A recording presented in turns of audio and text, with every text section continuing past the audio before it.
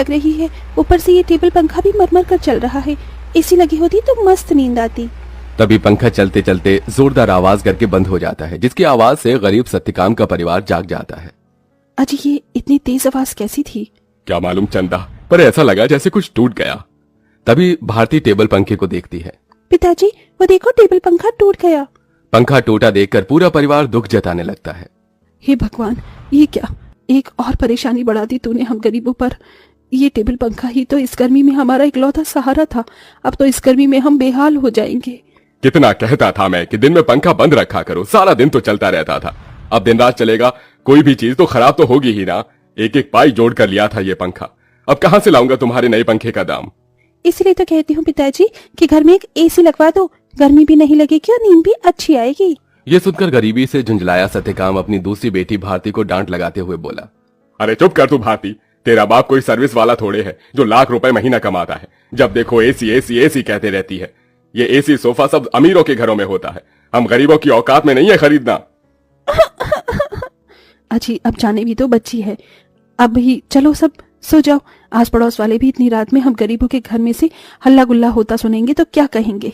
जैसे तैसे सब गर्मी में सो जाते हैं, लेकिन अपने गरीब माँ बाप बहन को गर्मी से बेहाल देखकर वो गरीब बेटी रात भर खुद सो भी नहीं पाई। अरे सुबह हो गई, जल्दी से साफ सफाई कर लेती हूँ, फिर बाबा के लिए चाय भी बनानी है। घर में झाड़ू लगाकर जब वो घर के बाहर आकर देखती है तो आम के पेड़ से पूरे आंगन में पत्ते ही पत्ते बिखरे थे और पेड़ पर फल लगने को थे, जिसे देखकर वो खुश हो गई। अरे वाह, आम के पेड़ पर तो बेर लगने लगे हैं। अच्छा है, थोड़े दिन में आम पक जाएंगे। पिताजी को तो आम के साथ रोटी खाना कितना पसंद है।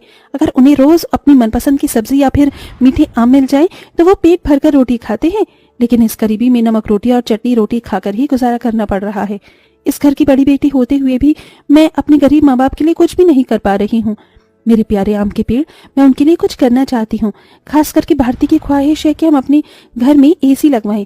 सबसे पहले मैं अपनी कमाई से अपने घर में एसी लगवाऊंगी। गीतू रोज ही अपने आंगन में लगे उस आम के पेड़ से अपना सुख दुख बांटती थी। वो पेड़ जैसे उसके परिवार का हिस्सा बन चुका था, क्योंकि गीतू ने 5 साल की उम्र में आम की गुठली बोई थी और हर दिन उसमें खाद पानी डालती, जिससे आज पेड़ इतना विशाल और फलदार था। पेड़ के नीचे हर कुछ दिनों में घास उगाती, जिसे गीतू जुगाड़ लगाकर कभी घास की चटाई तो कभी कालीन बुना करती थी। गीतू, मैं और तेरे पिताजी जमींदार के खेत पर जा रहे हैं काम करने। माँ, आप और पिताजी अपनी खेती खुद क्यों नहीं उगाते? वो जमींदार तो यही चाहता है कि हम गरीब लोग सारी जिंदगी उसकी गुलामी करें, तभी तो धूप में वो आपसे गधों की तरह काम करवाता है और सिर्फ 100 रुपए ही देता है पूरे दिन के। पिताजी, आप ही तो कहते हैं ना कि हम गरीब किसान मिट्टी से सोना उगाते हैं। हाँ बेटिया, लेकिन एक गरीब के लिए 2 रोटी कमाना रोज की कठिन चुनौती होती है, जिसे पार करना पड़ता है। सत्यकाम और चंदा चिलचिलाती कड़ी धूप और गर्मी में खेत पर आते हैं, जहाँ जमींदार ठाठ से कुर्सी पर बैठा था और नौकर छतरी लिए खड़ा था। ओहो, बाप रे बाप, कितनी गर्मी है, आग बरस रही है। इतनी गर्मी में तो एसी की ठंडी हवा छोड़ने का मन ही नहीं करता। राम राम मालिक। अरे भाड़ में गया तेरा राम राम, यहाँ गर्मी से मेरा कचूमर निकला जा रहा है। कहाँ मर रहा था? हाँ, अब तक कहाँ मर रहा था? चलो दोनों मियाँ बीबी खेत जोतने में लग जाओ, उठाओ हल। जी जी, जी, जी मालिक। बेचारे दोनों कड़ी धूप में उतनी बड़ी जमीन में हल जोतते हैं, उनके माथे से टप टप पसीना बहता जाता है। अजी शाम हो गई, आज तो मालिक दिहाड़ी देने के डर से आए ही नहीं। उनकी हवेली चलकर मांग लेते हैं। पंखा ठीक भी तो कराना है, वरना गर्मी में गुजारा नहीं होगा। दोनों जमींदार के घर आते हैं, जहां जमींदार पांव पसारे एसी की चिल्ड ठंडी ठंडी हवा खा रहा था। ओहो, क्या मजा आ रहा है। एसी में भैया मजा बहुत है। अरे सत्यकाम, तू यहाँ?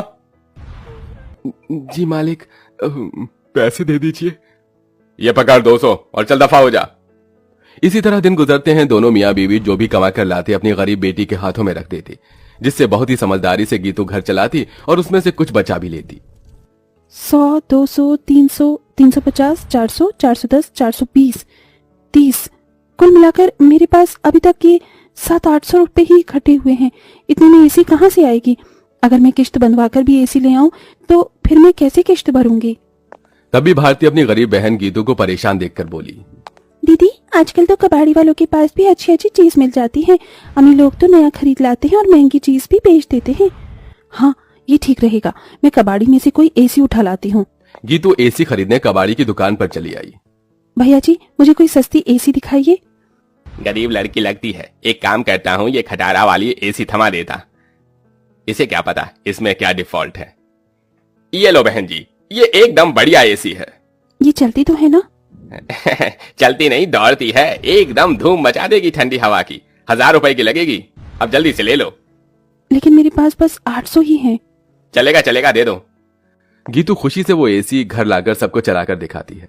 माँ, पिताजी देखो, आपकी गरीब बेटी एसी खरीद कर लाई है 800 में। अब हमें गर्मी में नहीं सोना पड़ेगा। मगर ये चल क्यों नहीं रही? 800 में कोई एसी देता है भला क्या? पैसे फंसा कर आई है जाकर। सब मुंह बनाकर सो जाते हैं और गीतू पेड़ के पास आकर रोने लगी।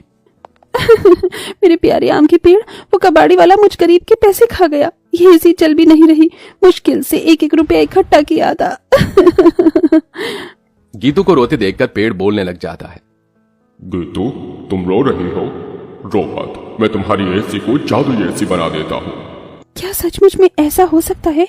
तभी पेड़ जादू करता है और जमीन पर ढेर सारे घास उगाते हैं जो बहुत चमक रही थी। गीतू, इस जादुई घास को मैंने अपनी शक्ति से उगाया है। इसे एसी में लगा दो, ये एसी जादुई हो जाएगी। गीतू बिल्कुल वैसा ही करती है। तभी घास का एसी बनकर पूरा होते ही सुनहरी चमक से भरकर चल पड़ता है और पूरे घर को बर्फ के जितना ठंडा कर देता है।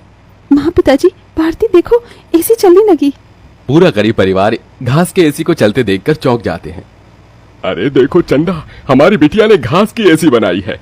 हाँ जी, लेकिन ये घास की एसी कैसे चल रही है? ये एसी कूलर तो बिजली से चलते हैं। तभी जादुई घास एसी की आंख कान मुंह बन जाता है। एसी इठलाकर बोला, क्योंकि मैं जादुई घास का एसी जो हूँ। ये लो, जी भर के खूब ठंडी हवा खाओ। अरे वाह दीदी, क्या धांसू एसी बनाई है। हम गरीबों जैसे घास की एसी है। एसी तो बड़े बड़े अमीरों के घर में भी नहीं होगी। अब हम गर्मी में एसी की ठंडी हवा में सोएंगे। तभी चंदा रोते हुए बोली, बिटिया, अगर दिन भर इस एसी की ठंडक में ही सोते रहेंगे तो कमाएगा कौन? बगैर खून पसीना बहाए पैसे थोड़ी मिलता है। ये कहते हुए चंदा रोने लगती है। तभी जादुई घास एसी में से ठंडी हवा के साथ नोट बरसने लगते हैं। लूट लो, लूट लो, जितने चाहिए लूट लो। देख क्या रही हो? अरे रामा, ये जादुई घास की एसी तो लक्ष्मी मैया का रूप है। चंदा देख, कैसे करारे करारे नोट दे रहा है ये एसी। क्योंकि मैं कोई मामूली एसी नहीं बल्कि जादुई घास का एसी हूँ। मैं तुम्हें हीरे जवाहरात सोना चांदी सब दे सकता हूँ। एसी के इस कथन को सुनकर गीतू ने उसे आजमाया। अगर ऐसा है तो हमें सोने चांदी के सिक्के देकर दिखाओ। तभी एक सुनहरी चमक के साथ जादुई घास एसी में से सोने चांदी के ढेर सारे सिक्कों की बारिश बरसने लगी। तुम तो सच में जादुई एसी हो माँ। अब आपको उस जमींदार की गुलामी करने की जरूरत नहीं। अब हमारे पास जादुई घास का एसी है। दोनों मियाँ बीबी खुशी से फूट फूट कर रोए। चंदा देखो, अब हमें और दुख नहीं काटना पड़ेगा। ना किसी की ये गालियां खाकर गुलामी करनी होगी। ये जादुई घास की एसी हमें बंधुआई से छुटकारा दिलाने आई है हमारे घर। जाओ सत्यकाम, इन सिक्कों से कर्ज चुका दो। सत्यकाम ने जादुई घास एसी से मिले सिक्कों को बेचकर सबका कर्जा भर दिया और उसने पंखा कूलर एसी की अपनी दुकान खोली, जिससे गरीब भी कम दाम पर एसी खरीद सके। उस गरीब बेटी के बनाई जादुई घास एसी ने उसके गरीब परिवार का भाग्य बदल दिया।